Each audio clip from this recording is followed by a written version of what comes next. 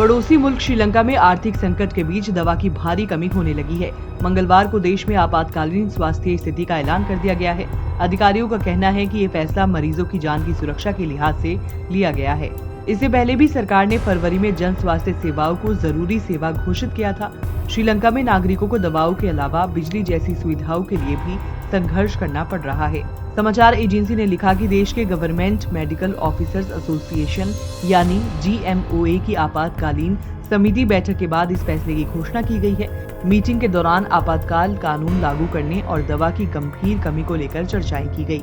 वहां के डॉक्टर ने बताया कि मरीजों की जान बचाने के लिए आपातकालीन स्वास्थ्य स्थिति की घोषणा करने का फैसला लिया गया है। एजेंसी के अनुसार बैठक के दौरान GMOA ने खुलासा किया कि सरकार के खराब प्रदर्शन के चलते देश में दवाओं की गंभीर कमी होगी।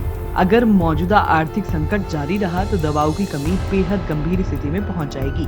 हाल ही में सरकार ने बिगड़ती स्थिति को देखते हुए कर्फ्यू की घोषणा भी की थी। जनता सरकार के खिलाफ विरोध जताने के लिए सड़कों पर उतर आई है। वहीं डॉक्टर ने कहा कि सरकार को देश में आवश्यक दवाओं की आपूर्ति सुनिश्चित करनी चाहिए थी, इसलिए सरकार और स्वास्थ्य मंत्रालय को आपातकालीन दवाओं की पूरी जिम्मेदारी लेनी चाहिए।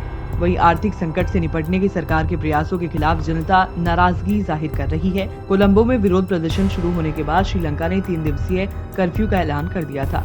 शनिवार को श्रीलंका में कर्फ्यू के लिए आदेश जारी किया गया था। यहाँ शनिवार शाम 6 बजे से सुबह 6 बजे तक सार्वजनिक आवाजाही पर रोक लगाई गई। कर्फ्यू के दौरान लोगों की सड़क, पार्क, रेलवे, समुद्र तटों समेत सभी सार्वजनिक स्थानों पर जाने पर रोक लगा दी गई है। इसके बाद रविवार को कर्फ्यू लगाने के बाद वहां की सरकार ने सोशल मीडिया प्लेटफॉर्म बैन कर दिए, जिसके 15 घंटे बाद वहां पर सोशल मीडिया की सेवा बहाल की गई।